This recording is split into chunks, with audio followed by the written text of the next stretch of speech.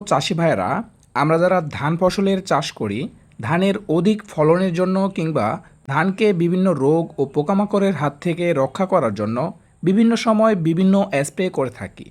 স্প্রেগুলো যখন আমরা ধানের পাতায় করি, ঠিক তখন আমরা একটি ম্যাজিক ড্রপ নামের অর্গানো সিলিকন ভিত্তিক স্প্রেডার ব্যবহার করে থাকি।